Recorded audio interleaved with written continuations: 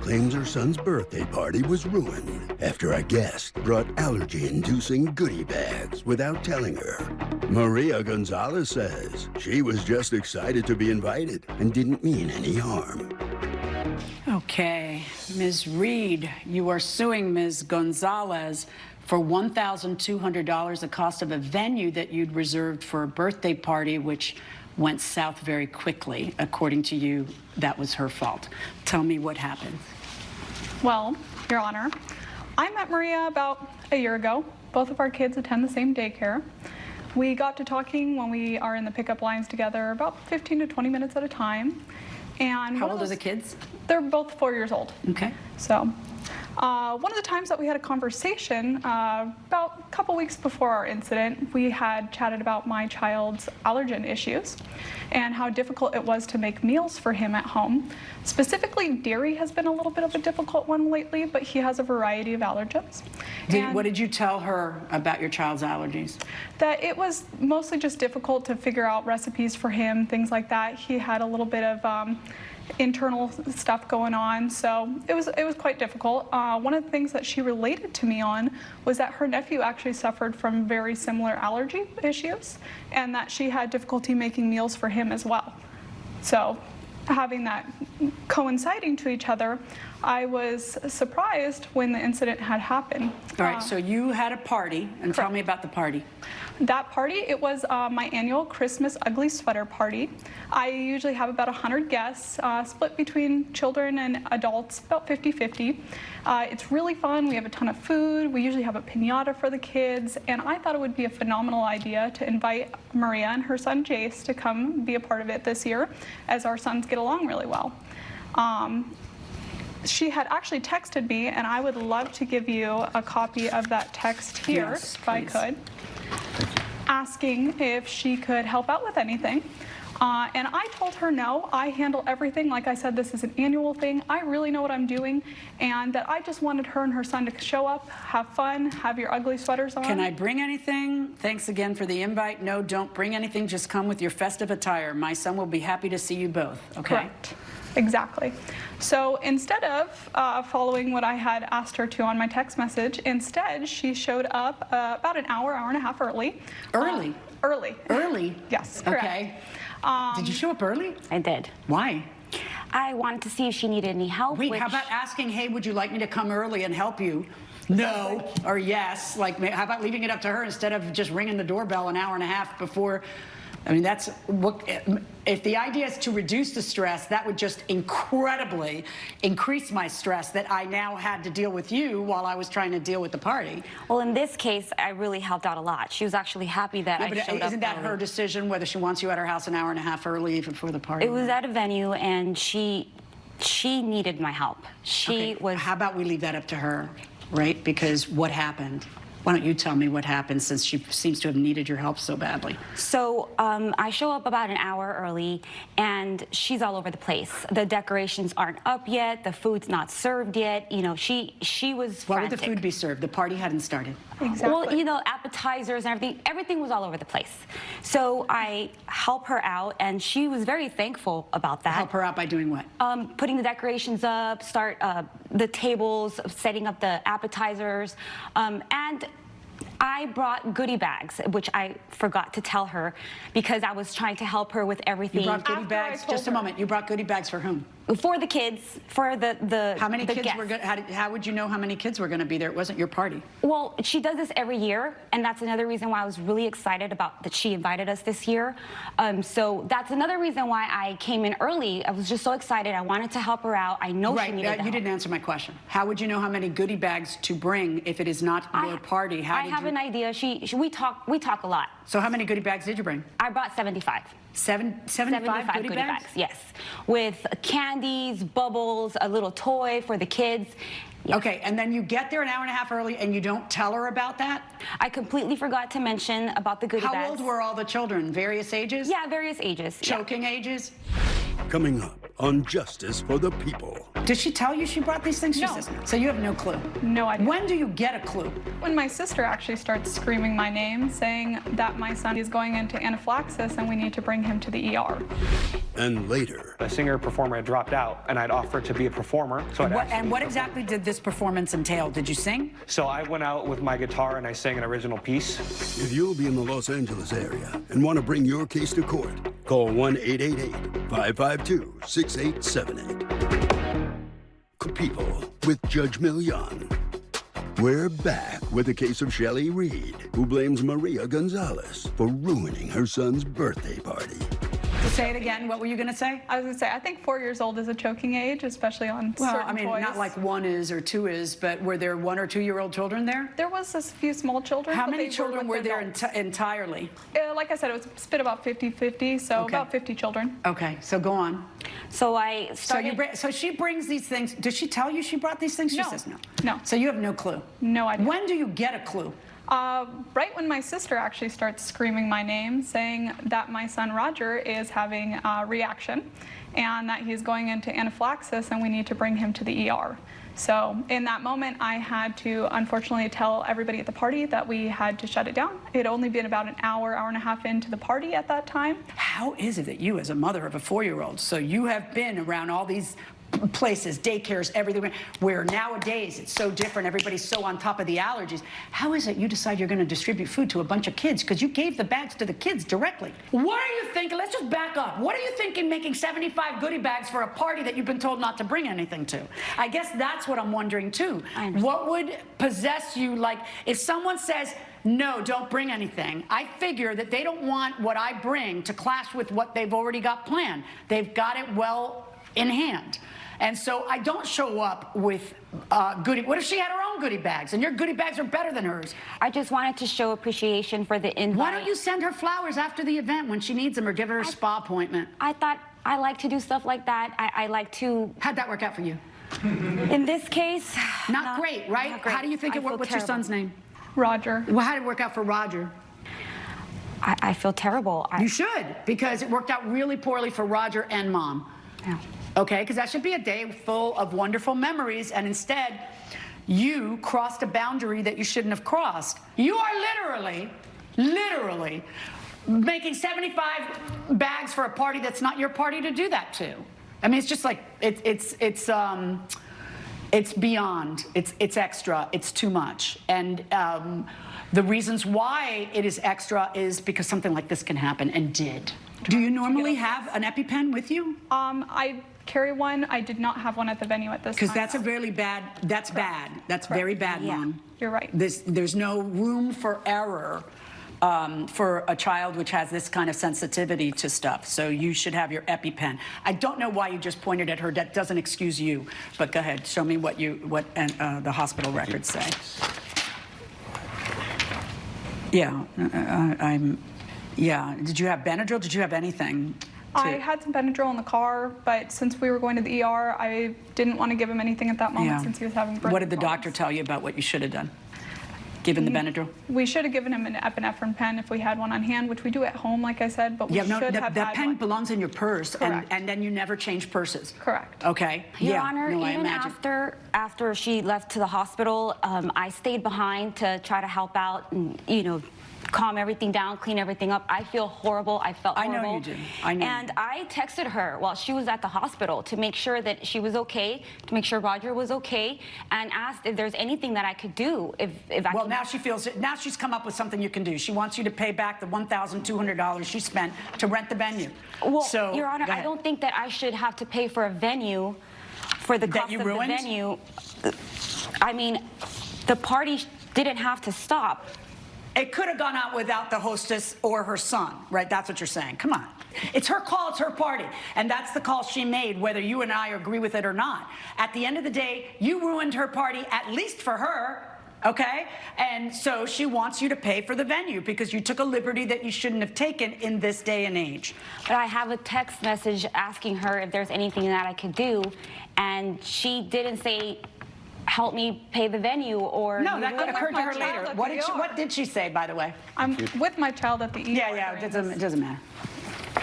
No, I don't need anything, but thank you. That's fine. And so after that, it occurred to her, she ruined my party, I'd like the money back for the venue.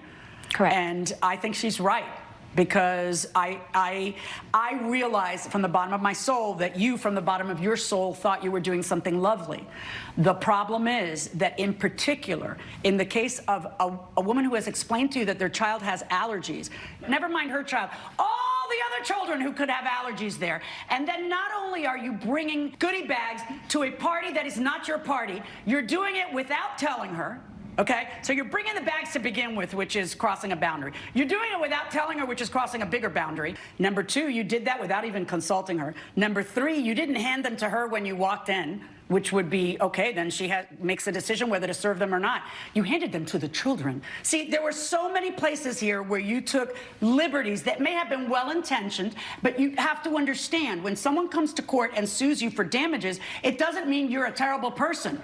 It doesn't mean, I don't have to conclude that you are evil or mean-spirited or anything like that. I have to conclude that you violated a duty of care that we all owe each other. And in this day and age, that is exactly what you did. Okay? I am ruling in favor of the plaintiff in the amount of the $1,200. All rise. Judge Millian has ruled in favor of the plaintiff. The defendant owes $1,200. From now on, she'll think about other children as well as her own in this incident. I feel terrible for what happened, and I hope that we could still be friends. Coming up. Tell me what happened here. All right, so this man is a cheapskate and a liar.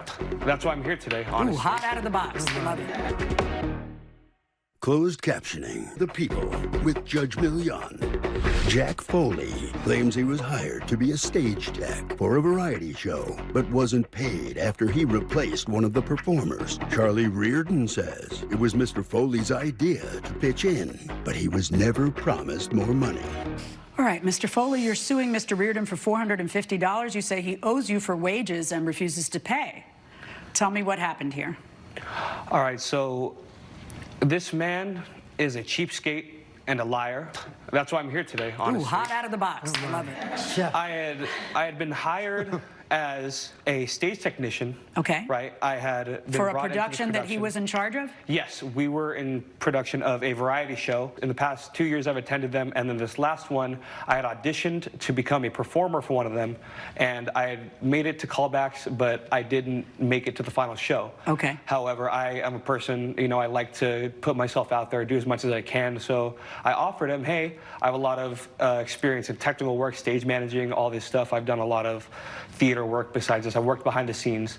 So on top of being a performer, I also have expertise in that. What was the pay for doing the technical work? So as a technician, I would have been paid $180 for 3 days of work. Okay. And you got paid that, right? I was paid that, and right before we had our big rehearsal with like lights and everything and tech and mics and everything, someone had dropped out. A singer performer had dropped out. And I had offered to Mr. Reardon to step in as that role, and I'd offered to be a performer, in which I had taken on not only the management duties that a stage technician would, I had also done my job as a performer. So what exactly did this performance entail? Did you sing? So I went out with my guitar and I sang an original piece. Coming up. I performed not only my jobs and then some, but I also gave him a really good show. I'll be honest, it was not looking good until I came in. Closed captioning provided by Justice for the People with Judge Millian. We're back with a case of Jack Foley, who brought Charlie Reardon to court for not paying him for his variety show performance. Did you ever discuss with him payment for the performer role? Yeah, so the reason why I even applied in the first place was because I saw a flyer. Can we see the flyer? And we had a variety show flyer, and it stated on there you get $150 as a performer for the 3 days of work, and you would get $180 as a performer for the tech. You know, since I had worked for 3 days as both, I would assume, I would tell him I'm compensated for my work. You know, I performed not only my jobs and then some, but I also gave him a really good show. I'll be honest. Okay. As a tech person behind, you get to see everything that goes on. And I've seen a lot of shows, Your Honor. It was not looking good until I came in. So was he any good? Yeah, he's talented. Okay. Absolutely. I've been doing this for 5 years. And I'm doing it not only because I have a passion for live theater, Your Honor, but I want to provide performers with a showcase so they can get exposed to more people and possibly they can get a break. That night, I received a text from him. Now, he reached out to me. Do you have a copy of that text? Yes, you may. Yeah, let me see it. Thank you. Thank you. You're welcome. Charlie, I heard you had someone drop from the lineup. Since I got a call back, I'd be happy to help out and take the spot. Yes. Take the spot. He'd be happy to help out and take us. He never Would you mentioned be compensation. okay with that? Sounds good to me, Jack. Appreciate you helping me out here. Yeah, it seems pretty clear you want to be My there. only condition is that you still fulfill your crew duties. Judge Million's verdict when justice for the people returns. Promotional Consider People with Judge Million. You seem to think the default is free, and the default is pay. Your Honor, You know why I know the default is pay? This. But I have a... Thank you, Your Honor. Your Honor. Right. So if I the make default is pay, shame on both of you that it wasn't discussed, but more shame on you. If you were going to do something different when you let him take a slot that was a paid slot, why didn't you just say to him, I can't pay you? Because the bottom line is, he has a right to presume the things that you've put out there. And the things that you've put out there is that performers get paid. So even though I hear you when you say, help, help, okay? Help doesn't necessarily mean that they are not going to get paid. Help could mean, you know, at this late date, I will help you to fill this slot. No. Just because there's not a contract doesn't mean it's illegal or something. And just because there's not a written contract. So I have an obligation as a judge to enforce verbal contracts as well. So when I'm looking at this text between you guys and deciding whether it makes out a verbal contract, I have someone offering to perform. I have you saying what performers get paid, and I have you not saying, yeah, but this is totally gratis. It's not going to be what I put out there. And therefore, I'm ruling in favor of the plaintiff in this case. $450 verdict for the plaintiff. All rise. Judge Million has ruled in favor of the plaintiff. The defendant owes $450. You should have just paid me my money they owed me. We wouldn't have to take it this far. Well, here we are. You're getting paid. All I can say is wish you luck. Lawrence Rickwell claims he invested in his nephew's basketball potential, which he later ruined by cheating. Kevin Rickwell says the intense pressure led him to seek shortcuts for a competitive edge. All right, Mr. Rickwell, you are suing your nephew, Kevin Rickwell, for $4,680 that you say he should have to pay you because he kind of ruined his basketball career, and you wasted the money you paid trainers for him. Tell me a little bit about the relationship between you and Kevin. So, Your Honor, since his father died when he was younger, around 12, we've had a stronger relationship. I stepped in and filled that father role. How much older are you than him? He's just turned 20, and I'm 42. Okay, go on. So I've been there for him in any way for a father figure should be, as best of my abilities. Me and his mother came to an agreement on, you know, what was best for that, so he doesn't have to venture out into, you know, other means of leadership. So what brought us closer was basketball. And I played basketball. His father played college basketball as well, and that's where we connected.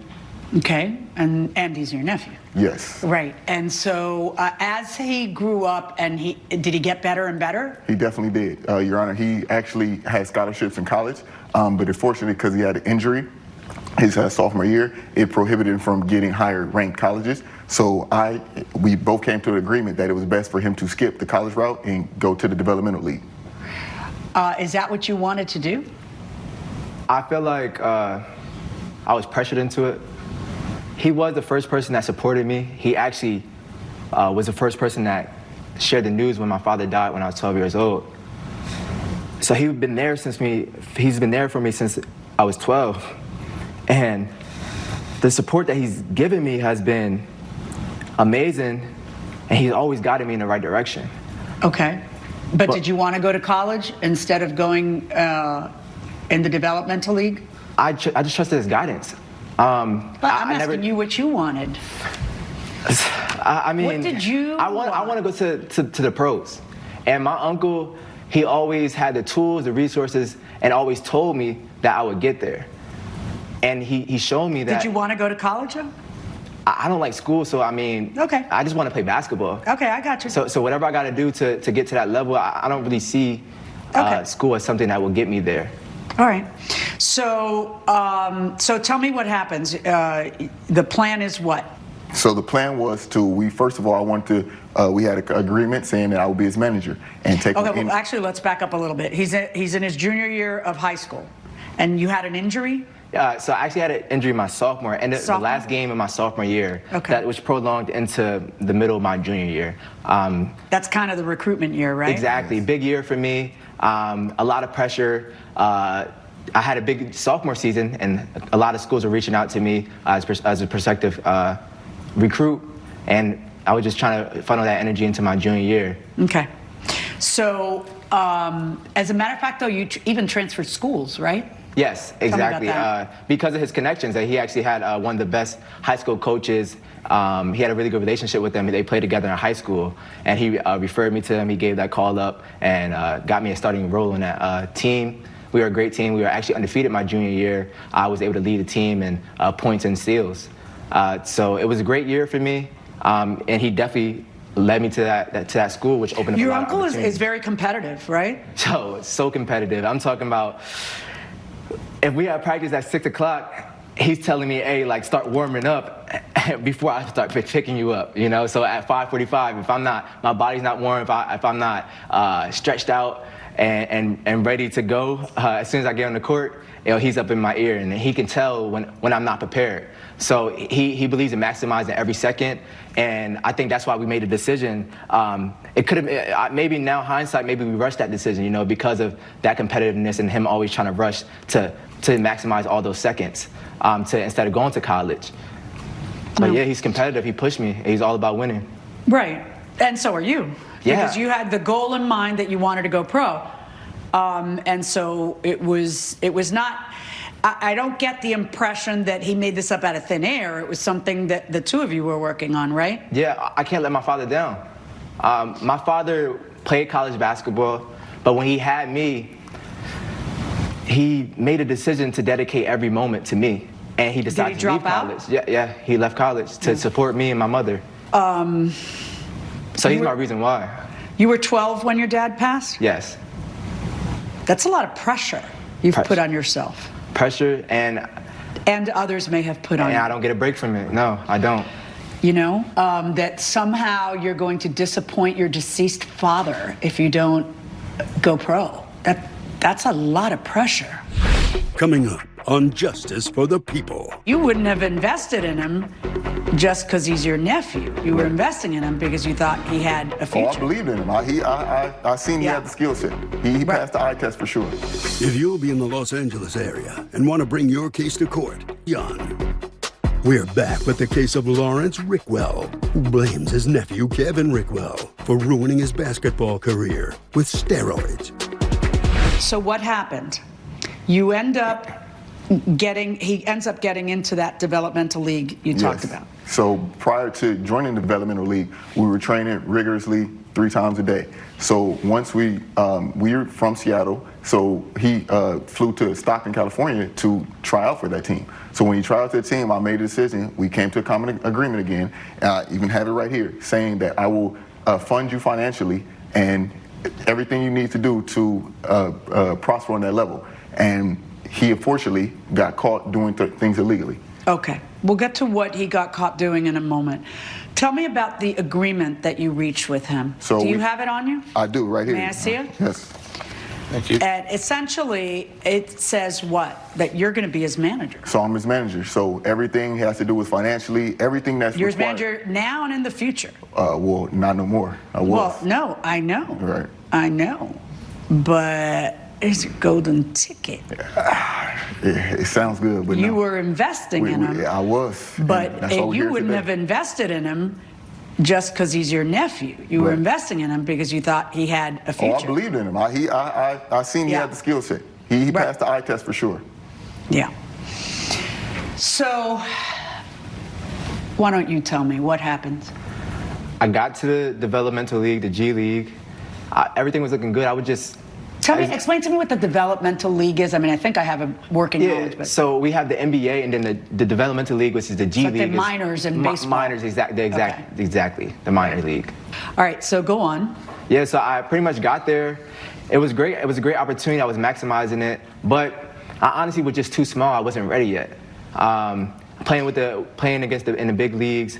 Against them, I was getting pushed around a lot. Let me ask you, before you start, or tell me when your uncle hires a trainer for you. Yeah, so he hired a trainer for me as soon as I got my contract, and so we came up to agreement like, okay, like we're here now, and we saw that everybody on my team had personal trainers, and not only were they practicing that practice, but they also had high-level trainers that they were working with as well. So it was a decision that I actually pushed on him, honestly. I said, listen, Unc, I need a trainer. The work I'm doing is great, and the work that we were doing together was good, but we did enough. We need to go hire out somebody who just knows a little bit more than us. We committed to that, and that's when we looked to find a trainer that I trained with for All right, so you trained with the trainer for how long? 3 times a week for three months. Okay. And at some point, you start to feel that you're not getting big enough. Yeah, I mean, I showed up to every session and worked my butt off. Yes, I did that. But we just weren't getting the progress in the time frame that we discussed. We talked about, okay, we want to be here at this time, at the 5-month mark. But my body just wasn't shaping up to be that way. I discussed with some of the guys, and I was trying to figure out, like, how are they getting the edge? And I made a decision to join them. How were they getting the edge? So, I mean, why we're here is because I failed a blood test for steroids. A friend of mine has an electric lawnmower, and he was mowing his lawn last month, and he tried to do the hedges with the lawnmower. He turned it sideways. It kicked off of a branch, hit him in the leg, and sliced his leg open for 20 stitches. Does he have a chance of success in a lawsuit against the company that made the lawnmower? Wow. Not what your a typical question. Products liability claim. No, there's a whole body of law called products liability, and but you have to use the item in the method that it was intended to be used. You can't, like, I can't cut my hair with the lawnmower, and I don't think weed whacking or hedging is one of the intended uses. Certainly, and products liability cases, they're expensive for lawyers to put together because you're going to have to have It's an very hard to get a lawyer to expert engineer, expert causation person, and doctors, etc. And it gets pretty pricey. So unless you have a pretty righteous claim, you're not really going to find a lawyer to help you. I mean, that's pretty. You're going to be left at the door of the law firm, basically. Right. Absolutely. And if you decide, as you said, it's got to be done in the intended purpose. So if I decide I'm going to use my clothes dryer as an amusement ride and get it spin around for a few hours, and then you get hurt, I'm not going to be able to sue Maytag and say, hey, come on. No. So at home, I like to stand on that big small stool when I change the light bulbs. I've seen you standing on a chair with wheels to change the light. I've never seen anything that like your carelessness. That might be a foreseeable that use is not foreseeable. You cannot sue the chair company or the light bulb company because you choose to change a light on a chair with wheels. You still have to operate with a modicum of care, and it can't be your negligence that causes your injury, and then you want somebody else to pay. What if it's a pain in the butt to go to the garage and get the ladder, though? Usually it's a shortcut. We call those people patients at hospitals, Right. Coming up. Why didn't you call your uncle and tell him what had happened? I thought he would understand, but he doesn't know how I feel when I'm alone and the doubts that I have. Closed captioning provided by...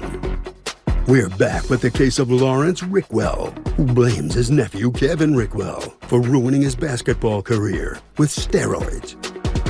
So what happened?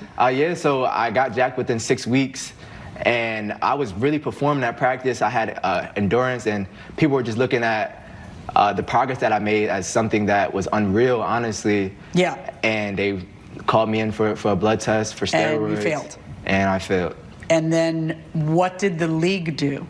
So the league, they just suspended me. It was just a little ban. For gave how me a long? warning. It was only for 4 weeks, a month's time. Just had to sit out, couldn't have any contact. But before I could even get to that suspension, my team cut me.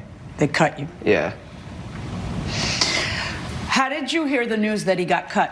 It was all over the media, all over the news. No, but I imagine that. Did you read it or did he tell you? I read it. I have an article right here, Your Honor. Right, but did you read it or did he tell you? I read it first. You read it first? Yes. Why didn't you call your uncle and tell him what had happened?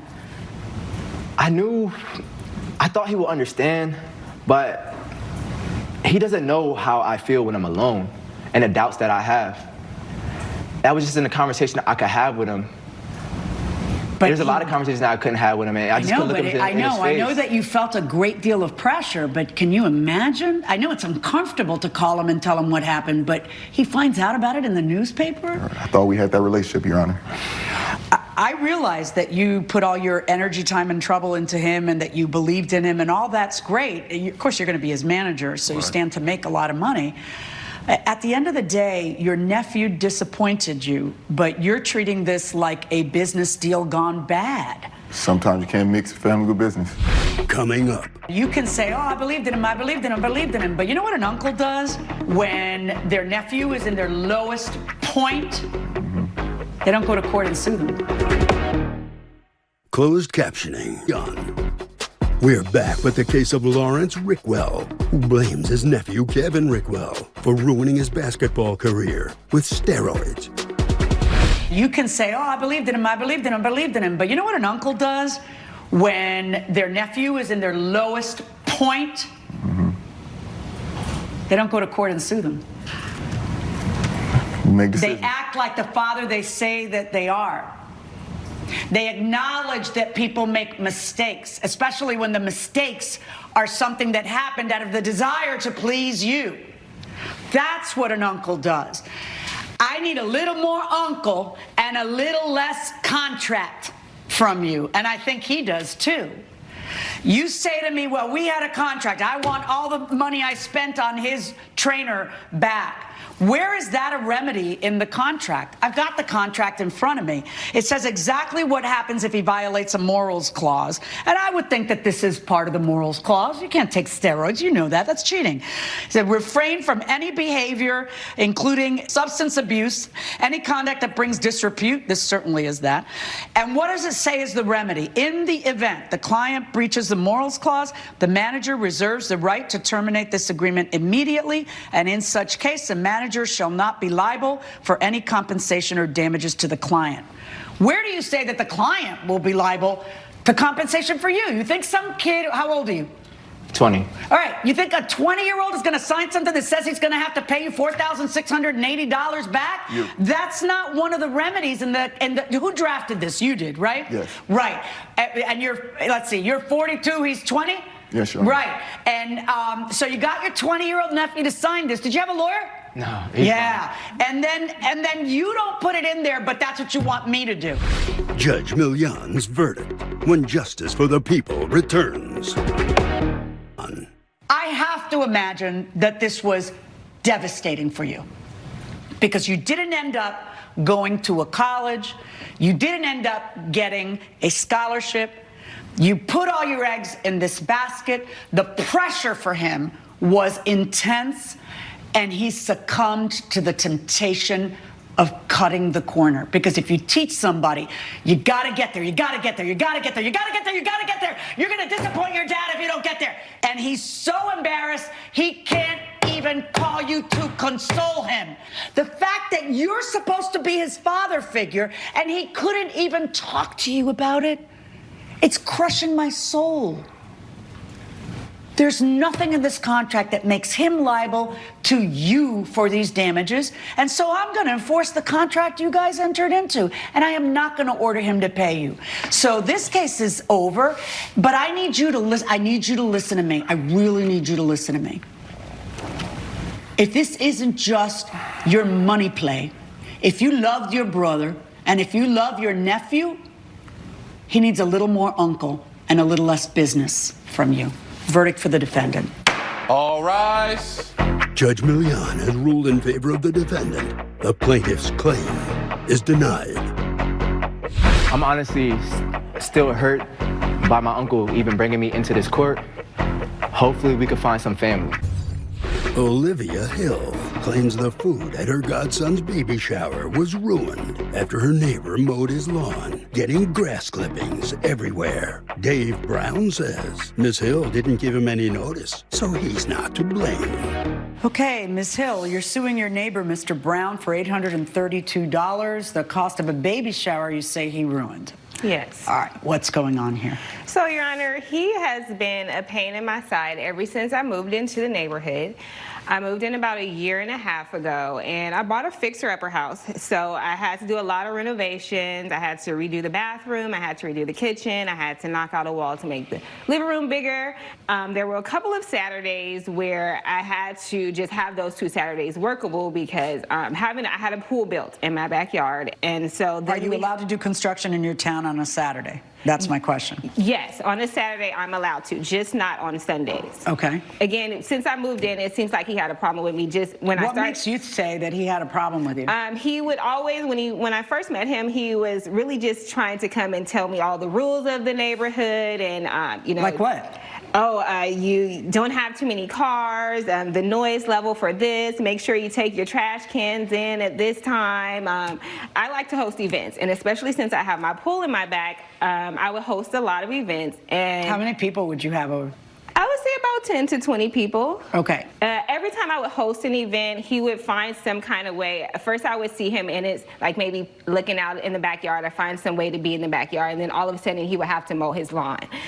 And after the third time, I asked him, I'm like, hey, you know, I've noticed that you seem to be mowing your lawn every time I'm throwing an event. All right, and what was it? It was a baby shower? So it was a baby shower for one of my closest friends. The child is my godchild. And so it was, of course, a little bigger than my usual events, maybe about 40 to 50 people. Okay. And I had a lot of things going on. I had decorations, of course. We played games at the baby shower. I had games and prizes and everything. And I had a DJ, and I had food catered. There were a lot of things I paid for, Your Honor. I'm just asking for the money back for the DJ and for the food because... Because what? Because it was ruined by him mowing his lawn at the particular time that I was having my event. I previously discussed with him that when he mows his lawn, the pollen, the grass clippings that comes over, our gate is only 3 feet, so it all comes over to my yard. He waited until I put the food out in the backyard, put everything, all the food out, and then moments later. You had texted him that morning and said, can I see the text? Do you have the text? I do, I have the text. Yeah, let me see, I want to. Thank you. Hi, Dave. I'm going to be hosting a baby shower in the backyard today, 12 to 5. I would really appreciate it if you would not mow your lawn during that time. Olivia, I will see if I'm able to accommodate that. I also have plans today and cannot guarantee it'll work with your time frame. Okay, I would really appreciate it. It's a very important day. Then at 1:11, Dave, I'm asking you again, please mow your lawn at a different time. It's causing grass clippings and pollen to get into my yard while I'm hosting. Thank you. His answer, Olivia, sorry if it's an issue for you, but just like your construction bothered me at times, I guess this bothers you. Sometimes as neighbors, we just need to put up with things. For example, I put up with listening to your home construction on the weekends. To which you respond, I had a feeling you were intentionally doing this because of my construction. Wow. Yeah. Were you? No. It's how mad can you get over someone doing construction? It's kind of that's kind of permitted, right? Like, I know how deafening and annoying and everything it can be, but if it's within the parameters of whatever your town permits, then you really have no. What is it you want her to do? Not construct on the place? No, absolutely. There are totally times and regulations for when she can construct, and she was doing that Monday through Friday. When it started to bleed through the weekend, that's when I started to have a problem with it. Well, here's my question, though. She says that in her town she can build on Saturdays. Sometimes you can, and sometimes towns you cannot. Do you have any evidence to suggest that she cannot, or any copies of any laws to suggest she was violating anything? Did you ever call building and zoning and say, hey, illegal activity next door, construction on a Saturday? Any of that ever happen? I just didn't understand why it needed to when it was going on for a year already. Because sometimes you're not in control of your construction. Right. Have you ever done any construction? Coming up on Justice for the People. Let me tell you how it works. They say, I'm going to be there on your birthday, and you say, thank you, sir, may I have another? That's kind of how it works. So sometimes you're not really in control of that kind of thing. And later, in the workplace, some people were doing some practical pranks and everything and eating each other's lunches for the past 3 weeks. Who started eating whose lunches? That's pretty rude. if you'll be in the Los Million, we're back with the case of Olivia Hill, who blames Dave Brown for ruining a baby shower by spitefully mowing. No, let me tell you how it works. They say, I'm going to be there on your birthday, and you say, thank you, sir, may I have another? That's kind of how it works. So sometimes you're not really in control of that kind of thing, all right? But in any event, and I say this, my father was a contractor, my brother is a contractor, and I have had both my father and my brother do work on my homes, and it was hard. And those are people who ostensibly I can control because they're my father and my brother, and it's just hard. This is a tough industry. Too many moving parts. I totally understand that. My grandfather built houses on his own. I totally get it. Okay, so was she throwing loud parties? They weren't loud, but they would happen, and they were on the weekend. That's also my only free time as well, and I enjoy the upkeep of my home. Are you allowed to mow on Sundays? There's nothing against mowing on Sunday. It. No. Okay. Are you allowed to mow shirtless? There are some towns that prevent that. There's nothing against that. And that's all right. She had texted you and said, I'm having a party. The neighborly thing would be to wait until the next day to mow your lawn, right? It's not that hard. Why was it that hard for you? I had already had set plans for the day for the weekend that I was dealing with. If she had texted me well in advance, especially for a baby shower, like that seems like such a huge event that could have been told to me a week, a month in advance, and I would have been able to feasibly move around things to make sure that that wasn't going to happen. But to text me a couple hours before it happens, when I've already had things I was going to be doing that weekend, it made it far harder to accommodate with what she wanted from me. Do you think she's inconsiderate of you? I think she's inconsiderate of most of our neighbors. Because of the construction? A lot of it, yeah. I mean, it just went and was incredibly loud, waking up to drilling and hammering and digging in the backyard. But she has a right to beautify her place. It makes your property value go up. So, you know, I mean, it has a beginning, a middle, and an end. Sometimes that takes long, but you're mad at her because of the construction? This was never a repercussion of the construction. When I said that it was an example, it was an example. Sometimes those things happen on the weekend, then I want you to know that when I'm going to mow my lawn, it's also going to be on the weekend. Okay, how do you figure that I should make him pay $832 to chip in for the baby shower that you threw because the guy did what, mow his lawn? Yeah, he mowed his lawn. But isn't that a risk you run when you have a garden party and you ask the guy, hey, don't mow your lawn, you inform the guy, please don't mow your lawn between these hours today, I'm having a party, like, you know, you don't have a right for him not, just like he doesn't have a right to stop your construction if it's legal, you don't have a right to stop his mowing a lawn. That's a risk that you run when you throw a party inches away from his lawn, right? So if you don't like the noise or the clippings, then you take the party inside.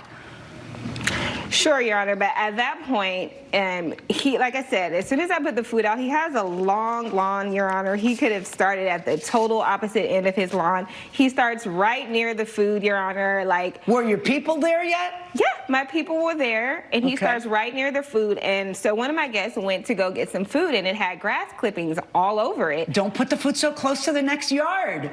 Well, you know, where we sat, I felt like where I sat the food. Here's a problem. He thinks your property belongs to him, and you think his property belongs to you, and you're both wrong. Each of your properties belong to you respectively, okay? Because each of you have a right to make noise on your property. Each of you has to tolerate the noise the other person makes, unless it exceeds the boundaries of the law. Like, you're not allowed to construct on Sunday and you're doing it. Or like, you're not allowed to mow after midnight and he's doing it.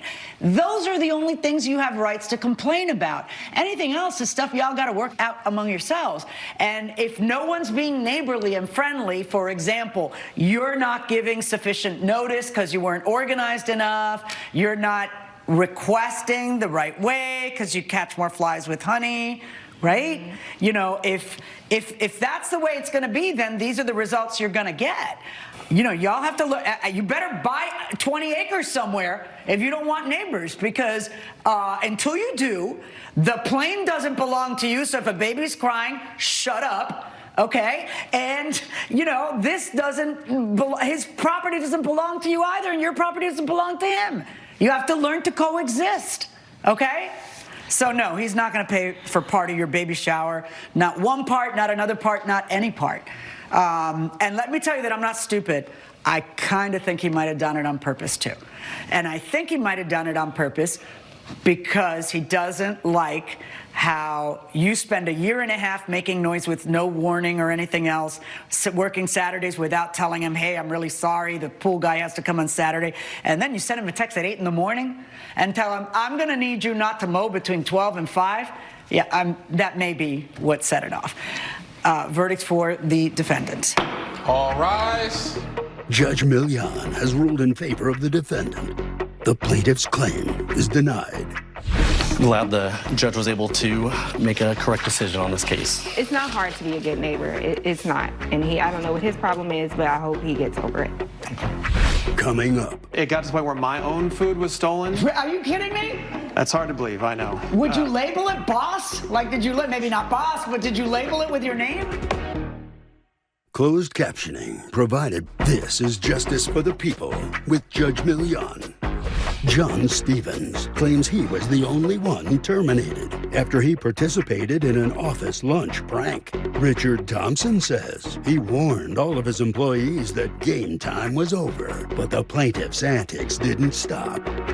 Okay, Mr. Stevens, you are suing your former employer, Mr. Thompson, for $6,600, the remainder of your contract, because you feel you were unfairly fired. Yes. And you had a short-term contract. What was your business? What were you doing for that term? So I was doing logistics for truck shipment, like doing timestamps when people were unloading or loading onto the truck.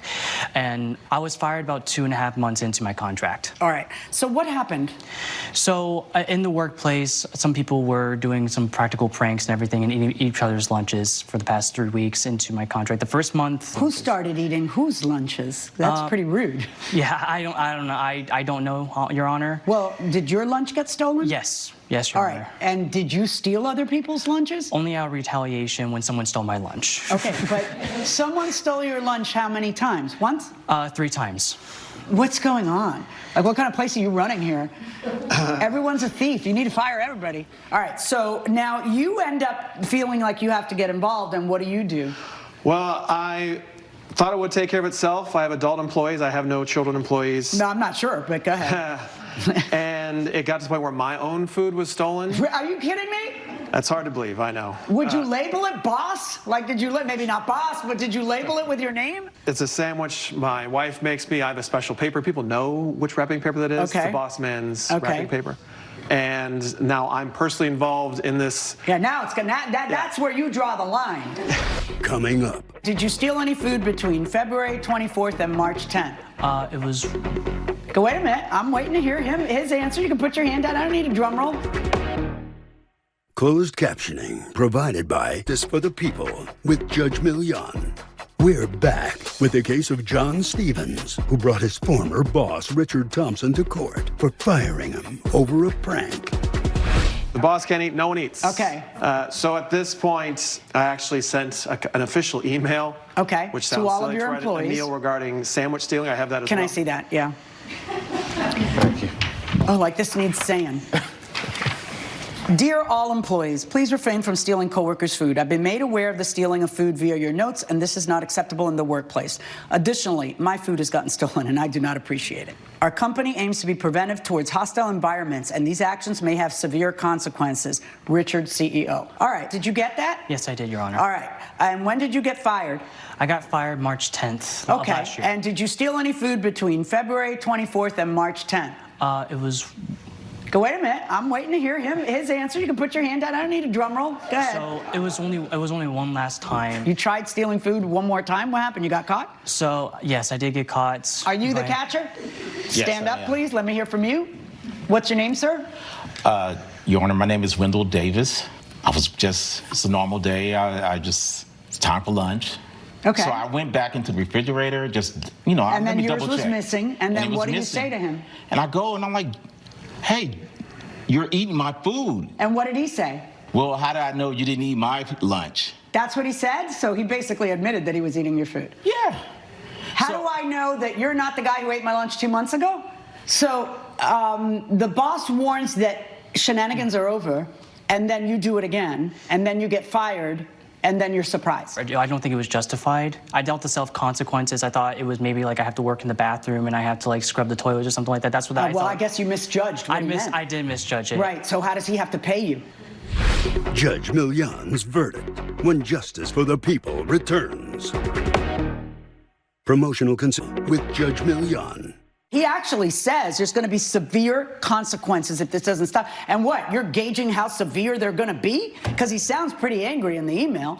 I mean, how old are you? I'm 22. Yeah, I guess you learned a lesson. I did learn a lesson. Yes, I okay, did. keep your hands to yourself. Yeah. Yeah, keep your hands to yourself. Yeah. Because I am less shocked by you stealing and food and thinking it's funny, even though that's shocking, than I am by you stealing food after the boss says there's going to be grave consequences. But I am most shocked by you coming to court and then suing. You literally filed a case in court to sue because you feel it was an unjust firing. Why do you think he fired you if it's not that you're a thief? After he told you not to be, like that needed saying. Because I felt like other coworkers were also doing it as well. They did continue. Do you have any evidence that anyone, after the boss said enough of this stuff, no more notes, no more stealing, do you have any evidence that anybody else engaged in it? No, I do not, Your Honor. Yeah. You're gonna go home without lunch and without your $6,600. Verdict for the defendant. All rise. Judge Million has ruled in favor of the defendant. The plaintiff's claim is denied. Honestly, I think you fired the wrong man, and I still feel it's unjust, and I hope you can find a better employee than me. Well, I'm sorry it came to this. I hope you can learn from this situation. There's a lot of fish in the sea, and I caught you. Okay. Exit this way. Mac Keller claims he was shut out of Thanksgiving dinner at his sister-in-law's home after he arrived with all the food. Tasha Given says she warned Mr. Keller not to show up after she found out he cheated on her sister. All right, Mr. Keller, you are suing Miss Givens for $360, the price you paid for a Thanksgiving meal she refused to accept. What's your relationship with her?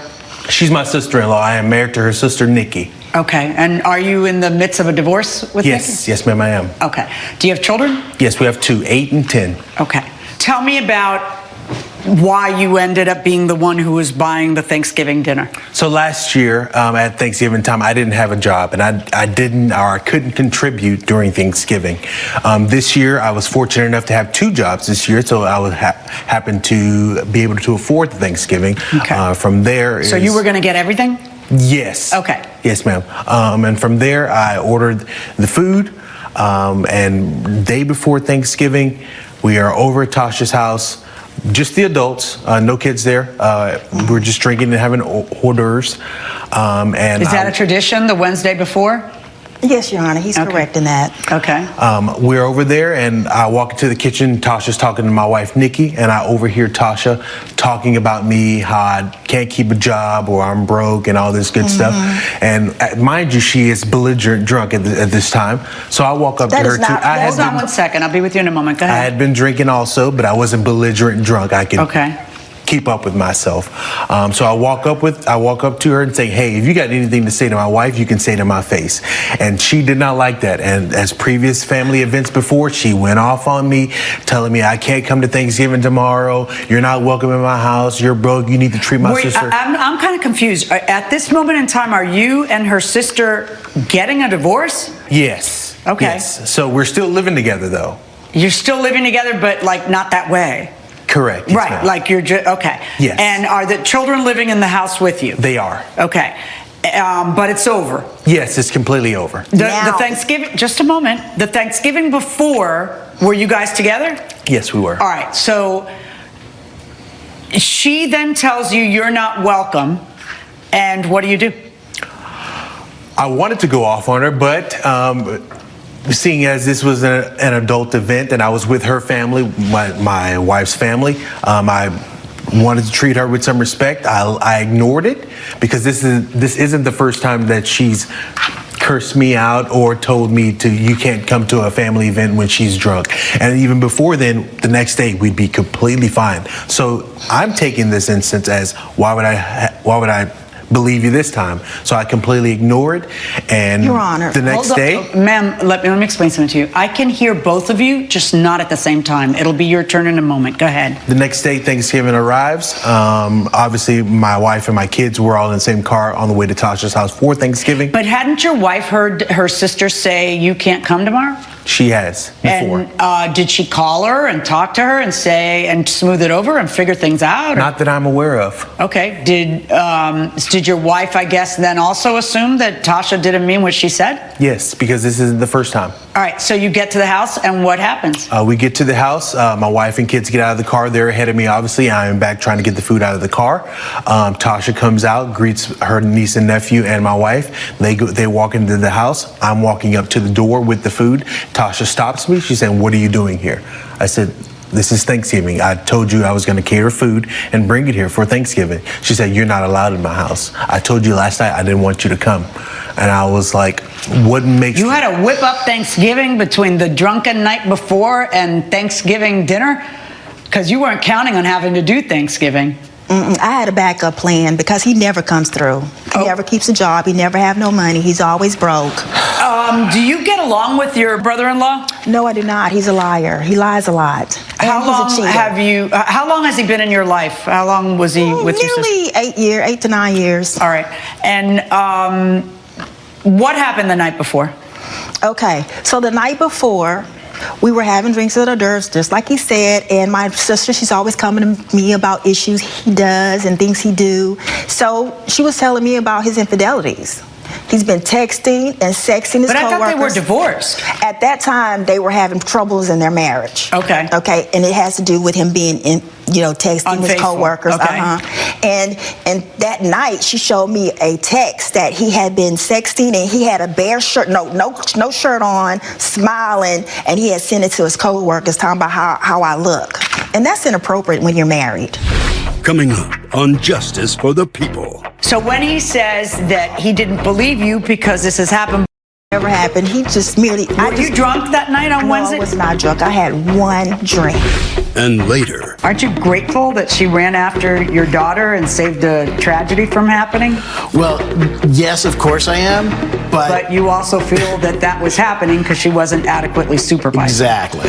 If you'll be in the Los Angeles area and want to bring your case to court with Judge Millian, we're back with the dispute between Mac Keller and his sister-in-law, Tasha Givens, over Thanksgiving dinner.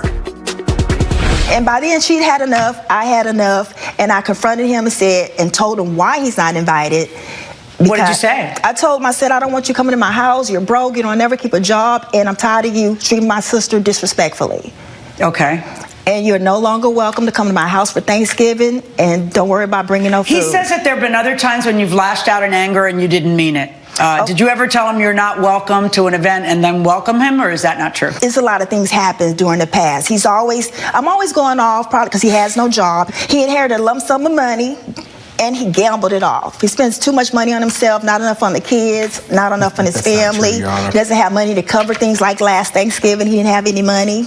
Okay, but my question was, I know what a terrible guy he is. You've made that clear. My question to you was, have there been times in the past where you've told him not to come to something that he wasn't welcome and then welcomed him anyway? No, that is not correct. Okay. Have there been times that you've said something in anger, I never want to see you again, and then seen him?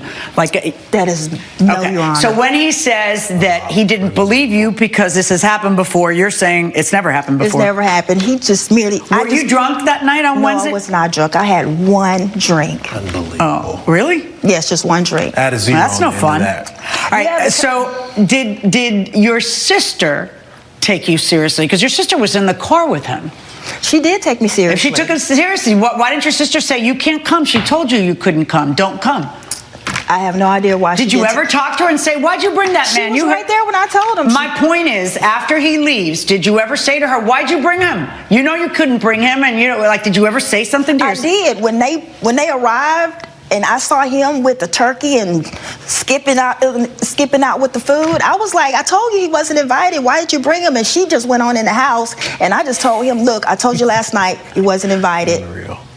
So you turn him away, and the kids and the wife stay for Thanksgiving. They stay for Thanksgiving. Was it a nice Thanksgiving? We had a nice Thanksgiving. And you had a backup plan. Well, who has a turkey in their pocket? Like, how did you have a backup plan? Because he asked me a week. I had already ordered a turkey, and it was already coming. Because he had asked me like at the end of October. By then, I've already got my turkey and all got my stuff that I'm planning on cooking. I told him okay, because he always ends up not pulling through. So I was like, okay, not thinking he would really have Thanksgiving dinner, because he never pulls through on anything. He never pulls through on his word. So I just assumed it was going to be another one of those events. Was your sister mad at you for not letting him in? No, she wasn't, because he's a cheater. Why was she in the car with him to begin with then? Why didn't she tell him stay home? You heard her. I'm just curious. I have no idea why she decided to do that. Is your sister like you or no? She's more meek-minded than me. I'm more of a strong person.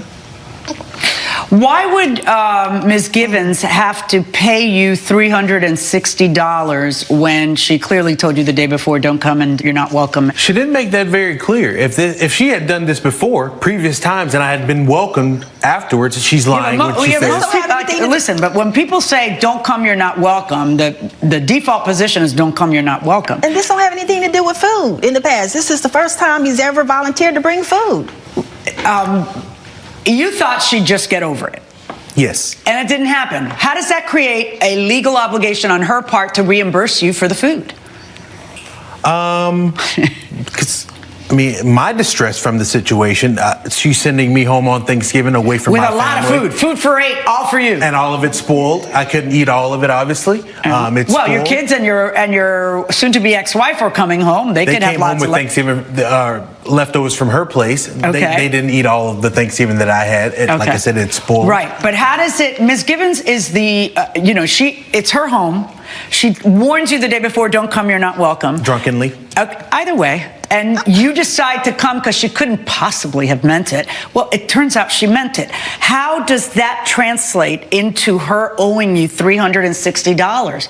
Why isn't this just one of those things? Where, I guess she did mean it, and you were wrong to assume she didn't. I don't think you needed to mansplain what she meant. I think she was pretty clear. Drunkenly clear. I mean, we've all... Right. She's hearing about your infidelity. She's mad. She loves her sister. She feels like her sister doesn't stand up for herself. And she tells you, you're this, you're that, you're a loser. Don't come tomorrow. You're not welcome. I mean, it couldn't be more clear. Like that you shouldn't have come, shouldn't have spent the money, shouldn't have brought it. But even if you did, even if it wasn't clear, let's just say that she found out 10 minutes before you showed up. 10 minutes before you showed up that you had cheated on her sister, and she said, you're not coming in my house. How does that translate into she must now reimburse you $360 for a meal that you were always going to pick up the tab for? And the answer is it doesn't. It doesn't. So my verdict in this case is for the defendant. All rise. Judge Millian has ruled in favor of the defendant. The plaintiff's claim is denied. Even though I didn't win, I will never see you again. I'm Likewise. glad. Coming up. Did you quit or did he fire you? No, he actually fired me when I Right that moment? No, I drove to the hospital myself, and then he fired me when I was at the hospital over text. Closed captioning for people with Judge Millian. Samantha Carter claims she was injured on the job while saving the life of her employer's daughter. Brandon Locke says his former nanny is at fault for failing to keep an eye on his 3-year-old who ran into the street. Okay, Ms. Carter, you are suing your former employer, Mr. Lux, for $897.15 in damages that you say were due to his negligence. Tell me what happened. Well, I am suing him because I was injured saving his child's life on the job. Okay. You were employed by him as a nanny? Yes. And your hours were what? My hours were, he's a construction worker, so they were a little different than usual. My hours were 10 p.m. to 3 a.m. on weekdays, all 5 weekdays, and then noon to 4 p.m. on weekends. How old are the kids? The kids are 3 and 6. Little girl 3 and a boy 6. So on this particular day when you get injured, tell me what happened.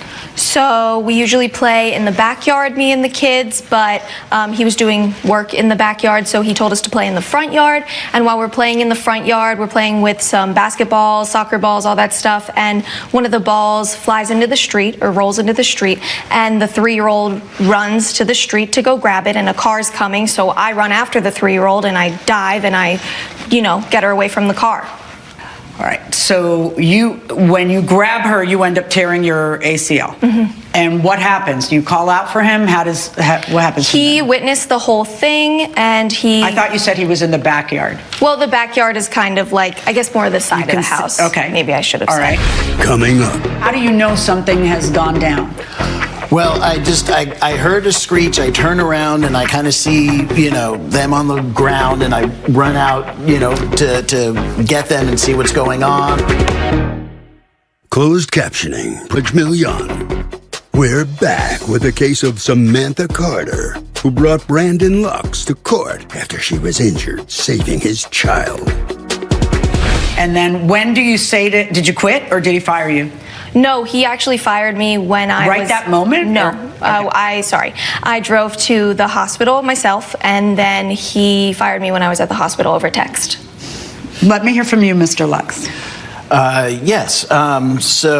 I employed Sam here for a few weeks as a nanny for my 2 small children. As she said, I have kind of crazy hours. I work construction, so during the week stuff, the kids are already asleep and everything. But on the weekends, it's really to be hands-on nannying. Right. Is there a mom in the picture? No. Okay. There is none anymore. She actually took off about, my youngest was about 18 months old when she just said, I can't do this anymore. So talk to me and tell me what happened on this day. Were you in the backyard, the side yard? Where were you? Well, it's kind of, we were working in the backyard. The driveway leads into the backyard. So I was over there. We're building a garden and, plays for the kids. Whose idea was it for her to play with the kids in the front yard? It was mine. And so you tell her to go to the front yard and play with the kids. Yeah. And then how do you know something has gone down? Well, I heard a screech. I turn around and I kind of see, them on the ground, and I run out, to get them and see what's going on. And then I realize Sam is hurt, and so Sophie, my little girl, and so I pick her up. She's crying. Sam looks like she's having problems, so I take them both inside and start tending to my girl's knee, and it was bleeding, and I'm dealing with all of that, and I got her a little bit more calm, and then Sam was like, I'm not feeling very well. I was like, okay, well, you can go, and I helped her to her car because it looked like she needs some help getting to her car, and then she left, and I went back to making sure the kids were all right. Aren't you grateful that she ran after your daughter and saved a tragedy from happening? Well, yes, of course I am. But you also feel that was happening because she wasn't adequately supervised. Exactly. Judge Millian's verdict when justice for the people returns. Promotion Justice for the People with Judge Millian. In order to win a lawsuit, you have to prove that side did something wrong. Like, it was a dangerous terrain. He tripped you. He's the one who threw the ball and the kid went after. Something that he did that has some complicity in the situation that caused it. That's a proximate cause. Yeah. I would be so happy my daughter wasn't a pancake that I would pay for your damages. But that's not the standard in court. So my verdict in this case is for the defendant. All rise. Judge Millian has ruled in favor of the defendant. The plaintiff's claim is denied. Sam, just hopefully you learn from this that, you gotta take better care and watch what you're doing, and hopefully you grow up a little bit. I think I would just say that maybe this is why he doesn't have a wife. Các bạn thân mến, hôm hôm nay mình và các bạn sẽ cùng nhau tập tô màu một chiếc đồng hồ các bạn nhé. Chiếc đồng hồ này mình sẽ tô bằng màu xanh da trời với những cái phần chi tiết nhỏ. Đầu tiên là tô hai cái phần chuông này.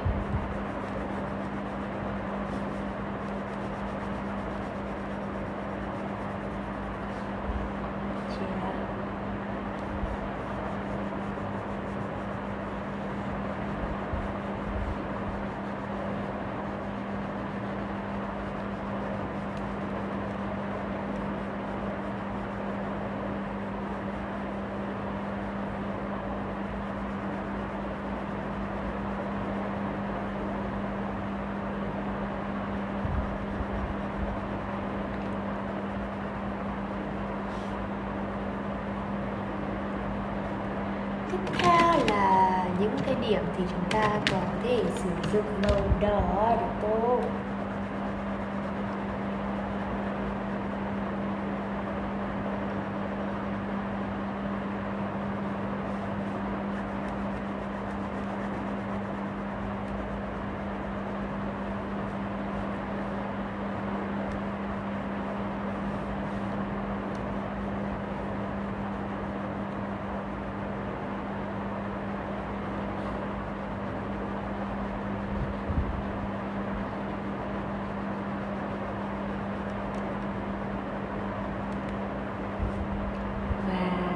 Chấm tròn này nữa là những cái chấm biểu thị cho giờ đúng không nào?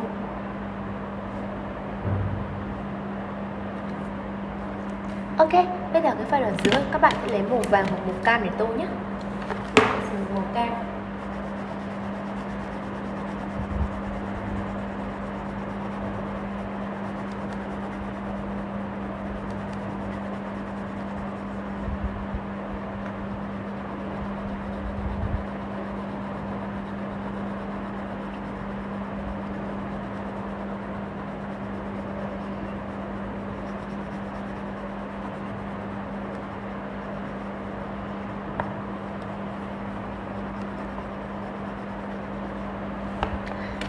Vậy là mình đã hoàn thiện xong phần bài tập tô màu cho chiếc đồng hồ này rồi các bạn ạ.